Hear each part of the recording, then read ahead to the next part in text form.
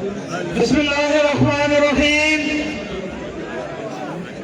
Stage پر موجود ملی رہبر آفتاب احمد خان شیرپور صاحب اور اس صوبے کے غریب مظلوم اور محروم طبقات کے لیے اپنی زندگی کو وقف کیا۔ انہوں نے اس دور میں جب سیاست ایوانوں تک محدود تھی، جب سیاست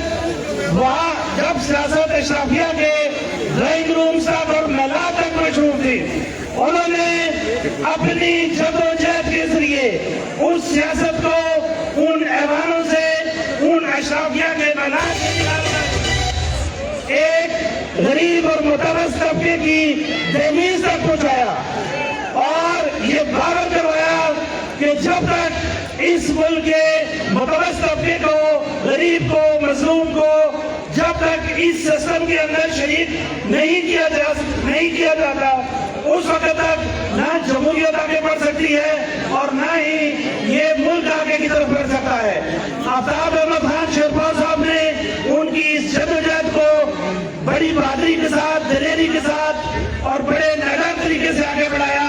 انہوں نے ہر طرح کے حالات کا مقابلہ کیا، لیکن انہوں نے اس جدوجہد کو اگلی نسل تک اور تمام لوگوں تک پہنچایا۔